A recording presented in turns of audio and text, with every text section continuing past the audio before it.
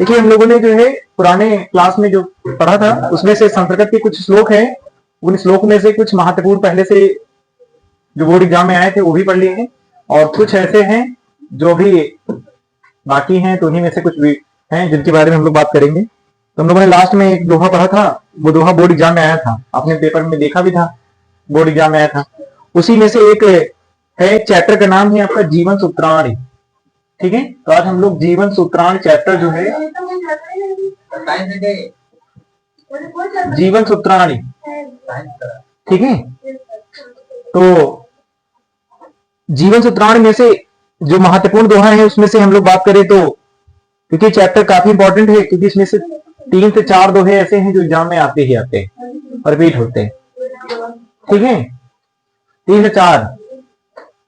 तो जीवन सूत्राणी में से तो पहला दोहा जैसे हम लोग बात करते हैं कि कौन से इंपॉर्टेंट है, तो कहते हैं माता गुरुतरा। इसको अगर लिखना चाहे तो आप लिख सकते हैं, बाकी अगर आपके पास बुक हो या क्वेश्चन बैंक हो तो आप उसमें से ही केवल समझ लेंगे। माता गुरुतरा भूमे खात पितोष, पितोष तरवस्था। उसके बाद फिर दिए गए हैं मनः शीघ्रते, मनः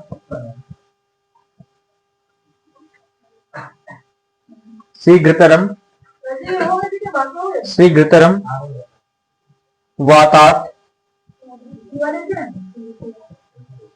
वातात चिंता बहुतरी, चिंता बहुतरी तृणात्। ठीक है, तो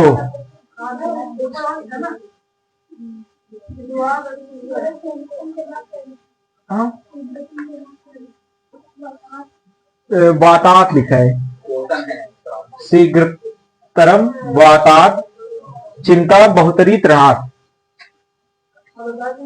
ठीक है, इसका इन्हीं 2 लाइनों का अर्थ पूछा गया है, बाकी इसके ऊपर जो है वो नहीं पूछे गए। यही 2 लाइनें काफी इंपॉर्टेंट है, तो इसके बारे में हम लोग पहले इसका अर्थ समझते हैं कि पेपर में इसका अर्थ कैसे पूछा जाता है। बाकी पूरा चैप्टर तो बहुत बड़ा है, लेकिन इंपॉर्टेंट ये दोहा ज्यादा है। इसका अर्थ क्या होता है इसके बारे में सुनिएगा। आपको हम श्लोक का संदर्भ लिखना बता चुके हैं।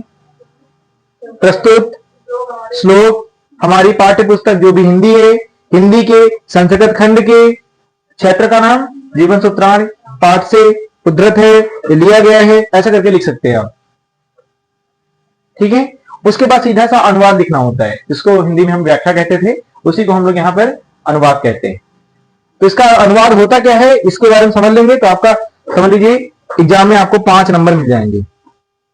इस 2 लाइन के दोहे से 5 नंबर एग्जाम में। क्या होता है इसका अर्थ समझिएगा। तो ये कहानी उसी के बारे में है, पांडव और कौरव, ये युद्ध की कथा है यहाँ पे। युद्ध में तो सबसे बड़े भाई का नाम क्या था पांडव में, सबसे बड़े भाई का पांडव में नाम क्या था, सबसे बड़े कौन है, अर्जुन बड़े हैं, भीम बड़े हैं, कौन बड़ा है भाई, महाभारत, हाँ अर्जुन नहीं बड़े, कौन बड़ा है, युधिष्ठिर बड़े। सबसे बड़े कौन है, युधिष्ठिर। भाई से बड़े कौन है, युधिष्ठिर। तो ये युधिष्ठिर से ही इस प्रश्न में पूछा जाता है। युधिष्ठिर और एक यक्ष है, यक्ष राक्षस जिसको कहते हैं। यक्ष एक कहानी क्या हुई थी, एक बार क्या हुआ था कि सारे लोग जा रहे थे, कहां जा रहे थे, युद्ध के लिए जंगल की ओर जा रहे थे। उन्हें जंगल में जब सब लोग जा रहे थे तो एक इन्हीं भाइयों को सारों को प्यास लगती है, थक जाते हैं, तो ये क्या करते हैं, सब जाते हैं और वहां पर एक तालाब होता है नदी, उस तालाब के पास जाते हैं। तो अब इनके भाई प्यास के मारे मरे जा रहे, तो वो तालाब नहीं था, वो जादुई तालाब था। जैसे ही उसके करीब पहुंचते हैं तो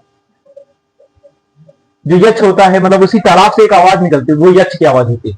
तो वही यक्ष कहता है कि इस तालाब से पानी तभी पीने को मिलेगा जब आप मेरे सारे प्रश्नों का उत्तर दे देते हैं। ये युधिष्ठिर से बात कहता है यक्ष, उसी के बारे में कह रहे हैं। तो वही कहानी है, उन्हीं में क्वेश्चन पूछा गया है। क्वेश्चन का अर्थ है यहाँ पर तो यक्ष जो है, यक्ष वही जो जादू तालाब से जो आवाज निकलती है, अदृश्य आवाज निकलती है, वही आवाज युधिष्ठिर से जाकर पूछता है।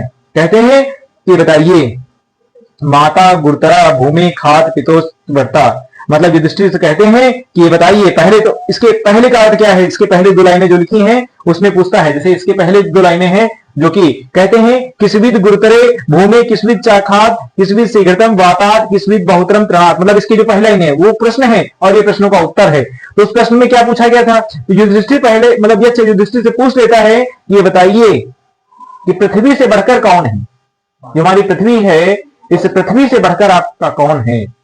तो वही जो क्वेश्चन पूछा गया था, इसके पहले पंक्तियों में यक्ष पूछता है युधिष्ठिर से, क्या बताइए पृथ्वी से बढ़कर यहाँ कौन है। तो युधिष्ठिर जवाब दे देता है कि पृथ्वी से बढ़कर कौन है, माता है। कहते हैं पृथ्वी से बढ़कर अधिक भारी हमारी माता है, अधिक भारी हमारी क्या है, माता है। फिर दूसरा क्वेश्चन पूछता है कि बताइए आकाश से अधिक ऊंचा कौन है।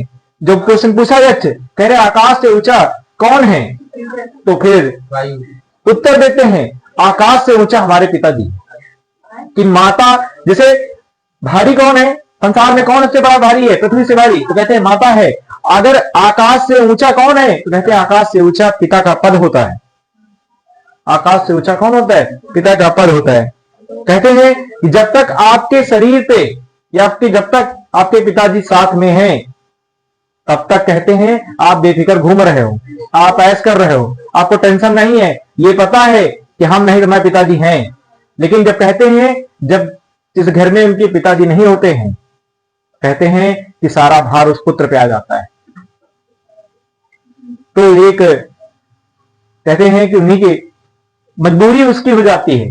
लेकिन जब तक नहीं है तब तक ये लगता है कि दुनिया बहुत ऐसा आराम की जिंदगी है। लेकिन समय लगता है जब चीजें बदल जाती, जब आपके हाथ सर से आपके पिताजी का हाथ उठ जाता। तो वही कह रहे हैं, वही पूछता है यक्ष कि बताइए इस संसार में आकाश से ऊंचा कौन है। युधिष्ठिर जवाब दे देता है कि आकाश से ऊंचा पिता का पद होता है या पिताजी होते हैं। बात समझ आई। फिर कहते हैं, फिर यक्ष पूछता है शीघ्रतम वाताद, मतलब ये पूछ रहा है कि वायु से जो कहते हैं तिनके से अधिक घना कौन है, या कहते हैं वायु से अधिक तीव्रगामी कौन है। वायु से तीव्रगामी मतलब होता है वायु से तेज चलने वाला कौन है, मन। तो यक्ष पूछते हैं दृष्टि से कि वायु से अधिक तीव्रगामी कौन है, तो वायु से अधिक चलने वाला आपका क्या है, मन। ये यक्ष पूछते हैं, युधिष्ठिर जवाब दे देते हैं कि वायु से अधिक तेज चलने वाला क्या है, हमारा मन। आप देखते हो बैठे थोड़ी देर बैठे रहो, अभी थोड़ी देर बाद अगर आप कहीं गए हो तो आपका मन अभी याद आ जाएगा कि वहां गए थे और ये चीजें हुई हैं। नानी की याद आ रही है, मामा की याद आ रही, कहीं घूमे गए वहां की याद आ रही, कहीं कुछ देखे हो आपको याद बहुत जल्दी आता है। आप यहाँ पढ़ रहे हो, आप क्लास ले रहे हो, आप बोर्ड एग्जाम देने जाते हो, आप भूल जाते हो, तो आपको केवल यही बातें याद आ जाएंगी। अगर आप क्लास में मन लगा के बैठे होगे तो आपको बोर्ड यहाँ की जितनी बातें होंगी, आप पेपर में लिखने के समय आप कहते हो ना कि हम जब लिखते बैठते तो हमको पेपर में पता लगता है, हम लिख देते हैं, लिख क्या नहीं देते ये नहीं फर्क पड़ता है। आप यहाँ आके बैठे थे क्योंकि आपका मस्तिष्क जो है एक कॉन्शियस माइंड होता है। आप एक ऐसा मस्तिष्क होता है दिमाग के अंदर जो अचेतन अवस्था में होता है, और अचेतन अवस्था में यह मस्तिष्क तब काम करता है जब आपका चेतन अवस्था का मस्तिष्क काम करना बंद कर देता है। तब आप सोचना शुरू करते हो और सोचते वही चीजें। जैसे यहाँ क्लास में बैठे हो, कहते ना हम लिखने बैठे हैं तो हम एक भी पन्ना नहीं डालें, लेकिन हमको समझ नहीं आया क्या लिख रहे थे, क्योंकि आपने वही चीज सोची जो आप क्लास में बैठ के सोच रहे थे। वही चीज कह रहे हैं कि आप बैठे पेपर हॉल में, लेकिन आपके दिमाग में क्वेश्चन के पन्ने आ जाएंगे। इस क्वेश्चन में हमने ये पढ़ा था, अच्छा इसके बगल में ये क्वेश्चन था, क्या हो सकता है, या हमने क्लास में वहां पढ़ा था, क्या समझाया गया है। तो वही कह रहे हैं कि आकाश जो आपका ऊंचाई की बात की गई तो पिता के बारे में बताया गया। कहते सबसे तेज चल के कौन गया, एग्जाम हॉल में बैठे, तो बाद में चल रही मस्तिष्क बहुत तेज चल रहा है, मन बहुत तेज चल रहा है। कह रहे वायु से अधिक तेज क्या चलता है, मन चलता है। फिर कहते हैं कि ये बताइए, फिर उत्तर देते हैं कि तिनके से अधिक घना कौन है। तिनका जानते हैं, घास का एक टुकड़ा। कह रहे तिनका कितना पतला होता है, देखते हो उस तिनके के ऊपर वो सुबह सुबह पड़ी रहती है। जब आप टहलने जाइए नंगे पैर तो उसमें देखिए ओस के कण आपको उसी तिनके के ऊपर पड़े रहते हैं और कहते हैं कि बताइए, यक्ष कहता है कि जो तिनके से अधिक घना कौन है। घना मतलब होता है, घना मतलब वो वाला घना नहीं है, घना मतलब कमजोर कौन है, छीड़ कौन है, छीड़ छीड़, ठीक है। कौन छीड़ मतलब कमजोर कौन है, कमजोर कौन है मतलब देखते हो घास का टुकड़ा कितना कमजोर होता है, उस पर आप एक ओस रखो, सिर्फ ओस टुकड़ा वो रखो और जब सूरज निकलता है तो ऑटोमेटिक ओस से नीचे तिनके से बाहर चली जाती। तो वही के समझाने का प्रयास कर रहे हैं कि बताइए तिनके से भी अधिक कमजोर कोई वस्तु है या नहीं। युधिष्ठिर जवाब देते हैं तिनके से अधिक वस्तु हमारी क्या है, चिंता। और चिंता बहुत बेकार चीज होती है। कहते हैं चिंता और चिता में सिर्फ एक ही बिंदु का अंतर है, लेकिन कहते हैं कि दोनों अपनी जगह पर बहुत घातक प्रहार करती है। अगर आप चिंता कर लेते हैं, सिर्फ चिंता करते हैं, जैसे आपको पता है कि आपके सामने इसमें बोर्ड परीक्षा की डेट है, 18 फरवरी आपकी डेट है, आप सोच रहे हैं क्या होगा, कैसे होगा, कितनी मेहनत करेंगे, कितना आगे बढ़ेंगे, कितना कैसे रिजल्ट बनेगा, क्या होगा। फिर आप पढ़ते भी हो, फिर आप सोच भी रहे हो कितने नंबर आएंगे। मान लो नंबर कम आते हैं तो क्या होगा, हमारे घर के गार्जियन क्या कहेंगे, हमारे पड़ोसी क्या कहेंगे। तो क्या आपसे उम्मीद में आपके घर वाले तो वही हैं, पड़ोसी उससे ज्यादा होता है। और पड़ोसी सिर्फ इसलिए होता है क्योंकि उसको मौका उठाना है, वो मौका उठाएगा। अरे हम जानी तो रहनी यह करती रही, हम जानी तो रहनी दिन भर घूमत रहे, यही तरह की बातें वो केवल विचार बना के बैठे हैं दिमाग में, वो मौके का फायदा उठाएंगे। इसीलिए कह रहे हैं कि चिंता और चिता, और चिंता करिए लेकिन एक लिमिट भर की। ऐसा नहीं है कि आप बेफिक्र घूम रहे हो, चिंता नहीं कर रहे हो तो भी समस्या है। चिंता का मतलब है अगर आपने कोई चीज सोची है तो एक सिद्धांत बनाइए, हमको इतना कार्य करना है, आज आपने टारगेट बनाया हमको इतना पढ़ना है, तो ये चीज तब तक आप हासिल नहीं हो सकते हैं। बात समझ आ गई? तो समझ आ गया। तो कहते हैं पृथ्वी से अधिक भारी कौन है, माता है। और आकाश से ऊंचा कौन है, पिता है। आकाश से ऊंचा कौन है, पिता है, ठीक है। और वायु से भी तेज चलने वाला कौन है, मन है। और तिनके से भी कमजोर वस्तु क्या है, चिंता। यही पंक्तियां जो हैं बोर्ड एग्जाम में 6 से 7 बार लगातार बार बार रिपीट हो रहा है। क्वेश्चन आएगा, जितनी बता रहे हैं इन्हीं में से कोई ना कोई आएगा, 5 नंबर आपको दिला चले जाए। इतनी से लिखना है, कोई कहानी नहीं लिखनी है। किसी को कोई समस्या हो तो बिल्कुल आप पूछ सकते हैं।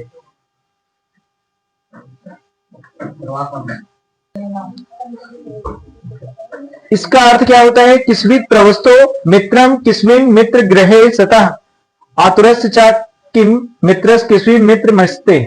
मतलब यहां तक की बात कर रहे हैं, ठीक है। फिर कह रहा है सार्थ प्रवस्तो मित्रम भार्य मित्र ग्रहे सतः आतुरस्य विश्वम मित्रम दान मित्र महिषता। मतलब सुनिएगा ध्यान से, इस पंक्ति में क्या मतलब है, पहचान आपको पता लग गई। अगर शुरुआत में किस्वित मिलेगा, समझ लीजिएगा किस चैप्टर का है, जीवन सूत्रांश चैप्टर का है। किस्वित हो, किस्विद हो या किन्नम हो, ऐसे 3 शब्द पकड़ लीजिएगा। इस चैप्टर में से आपको पता लग जाएगा कि इसी चैप्टर का है, ठीक है। अब सुनिएगा इसके अंतर्गत क्या है। कहते हैं प्रवास। प्रवास जानते क्या होता है, प्रवास जहां आप रहते हैं, प्रवास मतलब आवास। कहते हैं प्रवास में रहने वाले का मित्र कौन है। प्रवास मतलब आप घर पे अपने रह रहे हैं, तो यक्ष पूछता है कि बताइए प्रवास में रहने वाले का मित्र कौन है, अर्थात घर में रहने वाले का मित्र कौन है। यक्ष पूछ रहा है कि घर में रहने वाले का मित्र कौन होता है। फिर कहते हैं आगे, फिर पूछते हैं, तो जब पूछते हैं पहला क्वेश्चन कि प्रवास में रहने वाले का मित्र कौन होता है, तो उत्तर क्या देते हैं, प्रवास मतलब आप जहां पे रह रहे हैं। कहते हैं प्रवास में रहने वाले का मित्र या साथी। जैसे आप कहीं प्रवास कर दिए, जैसे मान लो समझो एग्जाम्पल, आप अपने घर पे थे, आप अभी यहां जहां आप रह रहे हैं वो आपका आवास है, वो क्या है, आवास। अब यहां घर छोड़ के आप कमाने चले गए, कहां, दिल्ली चले गए मान लीजिए, तो आवास से कहां दूसरी जगह चले, आवास से हो गया प्रवास। तो आप वहां क्यों रह रहे हैं, पैसा। प्रवास में रहने वाले का मित्र उसका धन होता है। प्रवास में रहने वाले का मित्र कौन होता है, धन होता है। तो यक्ष ने पूछा कि प्रवास में रहने वाले का मित्र कौन होता है, तो आप सीधा सा युधिष्ठिर ने आंसर दे दिया कि प्रवास में रहने वाले का मित्र या साथी सिर्फ उसका धन होता है, तभी वो उतनी दूर वहां जाता है। फिर दूसरा क्वेश्चन पूछते हैं, अच्छा ठीक है, दूसरा बताइए कि अगर प्रवास में जब आप कमाने गए वहां पर आपका मित्र आपका धन है, लेकिन अगर आप घर पे रह रहे हैं, घर में रहने वाला आपका कौन सा मित्र होगा। तो युधिष्ठिर फिर जवाब देते हैं कि घर में रहने वाला जो आपका मित्र होता है या साथी जो होता है वो आपकी पत्नी होती है, क्योंकि आपके जीवन संगनी, जीवन जिसके सुख दुख आपके साथ कटने वाले हैं, वो आपकी मित्र या साथी आपकी पत्नी होती है। बता देते हैं। फिर कहते हैं अच्छा ठीक है, कहते हैं ये बताइए रोगी जो होता है, अगर कोई व्यक्ति रोगी हो जाता है तो उसका सबसे अत्यधिक साथी जो हमेशा उसके साथ रहेगा अर्थात उसका मित्र, रोगी का मित्र कौन होगा? युधिष्ठिर फिर कहते हैं रोगी का मित्र वही डॉक्टर होता है, क्योंकि उसका इलाज करने के लिए, बीमार हो गए तो उसको साथी बनने के लिए उसका साथी वही केवल मित्र होता है। अगर देख लीजिए कभी अभी जैसे हमारे साथ एक घटना घट गई थी, अभी देखें, एक हफ्ता हम परेशान थे, है ना, एक हफ्ता 10 दिन लग गया। तो कहते ना कि अगर हॉस्पिटल में जा रहे हो, हॉस्पिटल में पेशेंट जो एडमिट है वो तो एडमिट ही रहता है, उसके साथ जो आना जाना जिनका लगा रहता है वो खुद ही बीमार पड़ जाते हैं। और लेकिन अब वो बीमार पड़ गया लेकिन डॉक्टर कभी बीमार नहीं, तो कहते हैं मेन साथी, रोगी का साथी सिर्फ और सिर्फ डॉक्टर होता है। डॉक्टर उसका जब तक इलाज पूरी तरीके से सही नहीं कर देता है तब तक वो उसी के साथ रहता है। बात समझिए? तो कहते हैं कि रोगी का मित्र कौन है? रोगी का मित्र उसका डॉक्टर, डॉक्टर मतलब वैद्य है। फिर कहते हैं कि अच्छा, कहते हैं कि जैसे जीवन होता है तो उन्होंने कहा कि बहुत लोग क्या करते हैं कि हाय पैसा करते करते या कुछ चीजों का करते दूसरे का हड़प लेते हैं। बात समझे? हड़पने का मतलब समझ रहे हैं ना कि इतनी छोटी जमीन के पीछे कोई लाठी चला दे, है ना। अभी कुछ समय पहले हमको पता चला कि एक डीजे बजने की चक्कर लड़ाई हो गई, है ना, ऐसा घटना घटी। फिर पता चला हमको डीजे बज रहा था, डीजे ने भी वहां लाठी चल गई। मतलब छोटी छोटी बात से लेकर के तो वही कह रहे हैं। अच्छा ये बताइए, इंसान मर जाएगा तो मरने के बाद उसका साथी कौन होगा? आत्मा साथी होगी। आत्मा यही रह जाती है, आत्मा कहां साथी हो जाती है? कहां चलती है? कोई इंसान मर गया उसकी आत्मा उसके साथ साथ कहां सुगल घाट पे ले जाते हैं उसको जलाने के लिए? कहां जाएगी? कहां ऊपर जाएगी? मरने वाले का मित्र कौन है? तो कहते हैं मरने वाले, इसीलिए कहते हैं मरने वाले का मित्र या मरने के साथ जाने वाले का मित्र सिर्फ उसका दान होता है। कहते हैं कि जितना आप यहां पृथ्वी पर दान करते हैं उतना ही यहां पर से आप अपने लिए लेकर के जा रहे हैं। और अगर आपने हाय ईर्ष्या, हाय जलन और ये सब करने के चक्कर में हाय करके रह गए, और कहते हैं कि सब कुछ धरा का धरा रह जाता है, यहां से आप 1 रुपया नहीं लेके जा सकते हैं। और लेकिन आदमी को लोगों क्या होती है, सब जलन है कि हमको मिल जाए, उनका भी मिल जाए, उनका भी मिल जाए। भाई भाइयों में यहां विद्रोह हो जाता है, लड़ाई हो जाती है, कहो घेर की जमीन इकट्ठा कर लें, ये हो जाता है। तो वही आप कह रहे हैं, यक्ष कह रहा है कि मरने वाले का मित्र कौन है? तो सीधा सा उत्तर दे देते हैं, युधिष्ठिर देते उत्तर कि मरने वाले का मित्र उसके साथ जाने वाले का सिर्फ दान होता है। दान ही ऐसा है जो व्यक्ति अपने साथ का मतलब ले नहीं जाता है, लेकिन उसके साथ में जितने अच्छे कर्म होते हैं वो उनको साथ ले जाता है। अच्छे कर्मों के बारे में बताना प्रयास कर रहे हैं। बात समझ आ गई? तो ये इन्हीं पंक्तियों का मतलब है। याद रखिएगा, किसवी से लेकर के मरीस्यत तक शब्द पहला याद रखिएगा। किसवी तो आपको बार बार लेगा, लेकिन आपको मरीस्यत से समझ लीजिएगा। मरीस्यत में ये दान पुण्य की कहानी है, जो चीज अभी समझाई है, इसके बारे में एक बार आप लोग घर पे भी प्रैक्टिस करेंगे। पसंद आ गई क्या? उसी पंक्ति के आगे दूसरी पंक्ति है, तो उसमें पंक्ति में क्या कहा गया है सुनिएगा, धन से याद रखिएगा।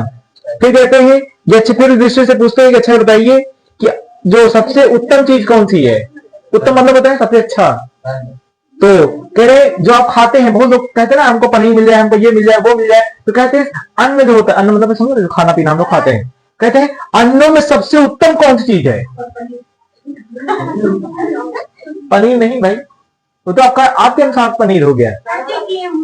गेहूं और क्या होता है? चावल। क्या बताया था? चावल होता है, गेहूं होता है। न चावल है, न गेहूं है, न धान है, न पनीर है, न कोई भी डिश है। जान लीजिए, दूध है, कुछ भी नहीं है। कहते हैं नहीं है, कुछ भी नहीं है, न फल है न कहीं कुछ। अन्न में सबसे अधिक अगर उत्तम चीज है तो निपुणता है। निपुणता मतलब समझ रहे हैं ना, निपुणता कोई वस्तु नहीं है। निपुणता मतलब आप खाना खाने बैठे हैं और अगर आपका इच्छा ही नहीं है तो आपको चाहे सड़क की तोरई खराब हो, खाएगा मन न करेगा। बात समझे? कहते हैं ना, कहे मन नहीं, तुम चाहे सड़क की तोरई खराब हम नहीं खाएंगे, बोल देते हैं सब लोग ये शब्द। इसका मतलब समझ रहे हैं क्या कहने का मतलब है? कि अगर आपका विचार ही नहीं, मन ही नहीं, आपका इच्छा ही नहीं कह रही कि मुझे खाना है, तो आपके सामने चाहे घनी बड़ी वस्तु ले आइए, आप उसके लिए वो वस्तु बेकार ही हो जाएगी। इसीलिए कहते हैं अन्न में सबसे उत्तम व्यक्ति की निपुणता होती है। अगर इच्छा है, अगर आपका मन है आप खाने का, तभी वो वस्तु आपको बहुत अच्छी लगेगी। फिर कहते हैं कि अच्छा ठीक है, अन्न तो बहुत बता दिया, ये बताइए धन में सबसे ज्यादा महत्वपूर्ण कौन है? कहते हैं हमको हीरा मिल जाए, सोना मिल जाए, सब कुछ मिल जाए, तो धन में सबसे बड़ा ज्ञान होता है।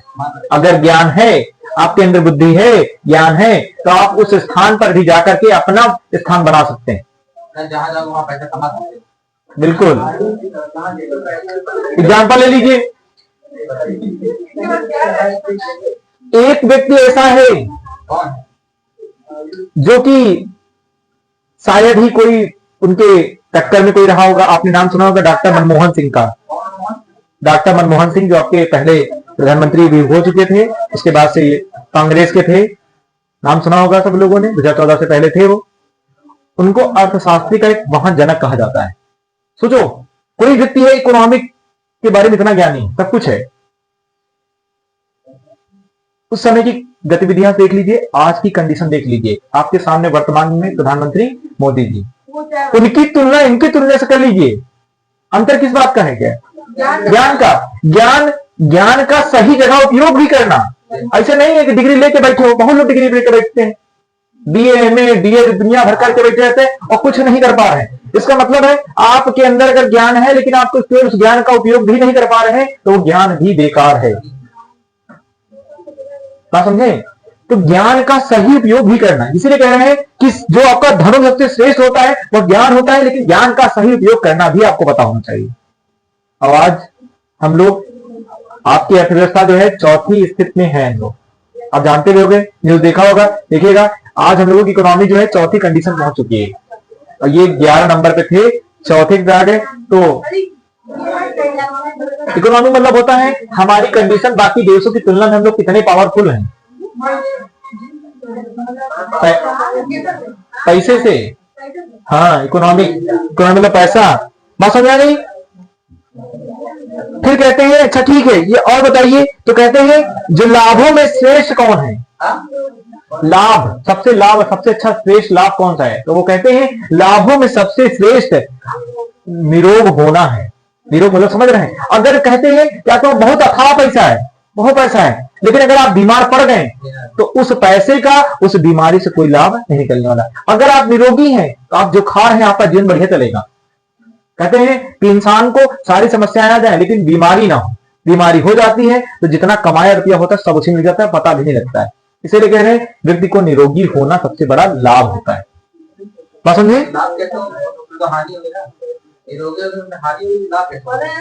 तुम अभी हष्ट पुष्ट बैठे हो, अभी तुमका 4 आदमी उठाए के ले जाए तो तुम रोगी हो कि निरोगी हो? रोगी हो। और रोगी का उल्टा क्या होता है? निरोगी। और तुम स्वस्थ बैठे हो यहाँ, तुमका 4 आदमी थोड़ा उठा लीजिए, तुम खुद चल के चले जाइए, तुम्हें पर 1 रुपया खर्चा नहीं करवा ले। तुमका सिर्फ कहीं है पढ़ो लिखो चाहे घूमो,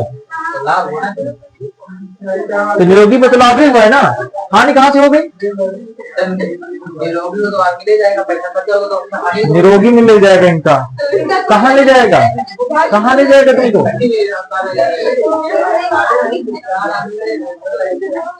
आगे सुनिएगा। फिर कहते हैं जो सुख होता है, सुखों में सबसे श्रेष्ठ कौन होता है? श्रेष्ठ समझ रहे हैं ना? सबसे अच्छा कौन होता है सुखों में? सबसे अच्छा कहते हैं कि मन नहीं होता है। कहते हैं आप पैदल चल रहे हैं, आपको एक समय के बाद ऐसा लगेगा मुझे साइकिल चाहिए। साइकिल चल रहे हैं, आपको लगेगा 2 पहिया चाहिए।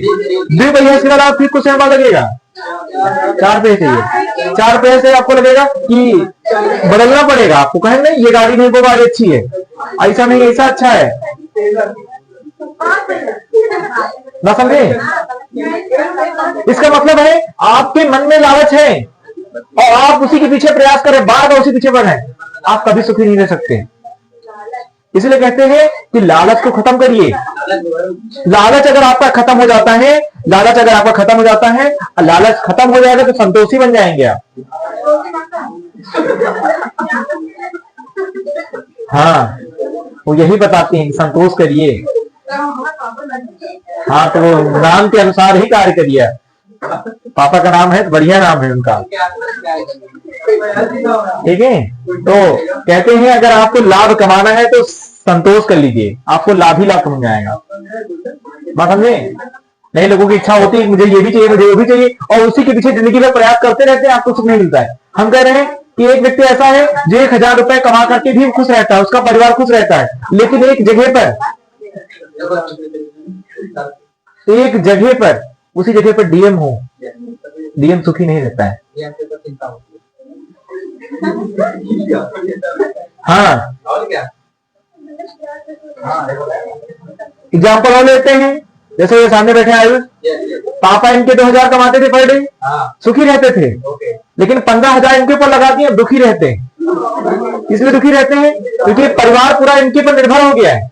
ये पास हो ये बता रहे हैं घर वाले, ये सोच रहे हैं 15,000 फंसाए हैं, देखे 15 जुआ खेल रहे हैं, निकली है तो निकली है, नहीं तो बाद में तो फिर के बाद दूसरा ठेला व्यवस्था करवा दे। फिर नहीं, एक है, एक और करवा देंगे। कारण है ना कि वो उतने सुखी थे, कारण है अब इनको भी उसमें ऐड करना है, व्यर्थ नहीं होना है ना। ये कहने मतलब है, घर वाले बार बार इसलिए कहते हैं पढ़ लो, मतलब है पैसा फंस चुका है तुम्हारे पर। हाँ हाँ, बुद्धि का स्टॉक बढ़ाइए तो मार्केट अपने आप डेवलप हो जाएगा। ठीक है, बात समझ आ गई? ये लाइन कंप्लीट हो गई है, ठीक है।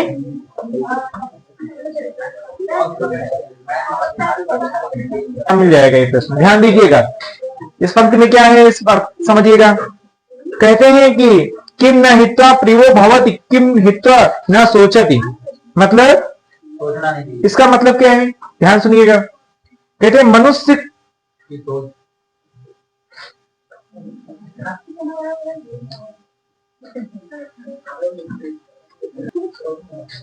कहते हैं मनुष्य क्या छोड़ करके, मनुष्य क्या ऐसा छोड़ दे, ये पूछ रहा है कि मनुष्य क्या छोड़ दे, मनुष्य क्या करे, क्या ऐसा छोड़ दे जिसको छोड़ने के बाद उसे सब कुछ प्रिय लगने लगेगा। प्रिय मतलब समझ रहे हैं? अच्छा, मनुष्य क्या ऐसा छोड़ दे कि सब कुछ उसे प्रिय लगने लगेगा। युधिष्ठिर कहता है नहीं, मनुष्य, तो युधिष्ठिर जवाब देता है कि मनुष्य अहंकार छोड़ दे तो सब कुछ उसे प्रिय लगने लगेगा।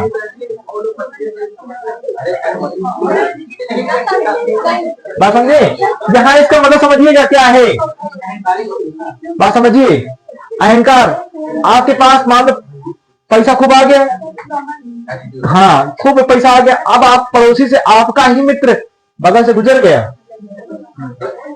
अरे हाँ ये निकल रहे तो कहा से जा रहे बढ़िया आराम से, इस तरह के मन में विचार आने लगे। मतलब क्या हो गया, आप अपने ही पैसे का रुतबा दिखा रहे हैं सामने वाले को, तो आपके लिए वो बेकार हो गया, आपके लिए वो बेकार हो गया, ऐसा हो गया, वो बेकार हो गया। मतलब आपके समाज में जितने लोग थे, जो समाज आपके साथ इकट्ठा था, वही समाज आज दूर हो गया है। कारण क्या है, सिर्फ अहंकार मन में आ गया। तो अहंकार आपके अंदर है, आपको सारे लोग आपको बुरा कहेंगे, कोई आपको अच्छा कहने वाला नहीं है। क्यों? क्योंकि आपके अंदर अहंकार आ गया है। अहंकार व्यक्ति के अंदर जैसे आता, कहते हैं अहंकारी व्यक्ति जीवन में कभी आगे बढ़ नहीं सकता है। कहते हैं अहंकार किसके अंदर आया, सुना होगा कि रावण के बारे में, रावण से ज्यादा ज्ञानी राम भगवान भी नहीं थे, लेकिन सिर्फ अहंकार में ही वो चुकनाचूर हो गया। समझे? अहंकारी व्यक्ति का जीवन वैसे भी नाश हो जाता है। तो वही कह रहे हैं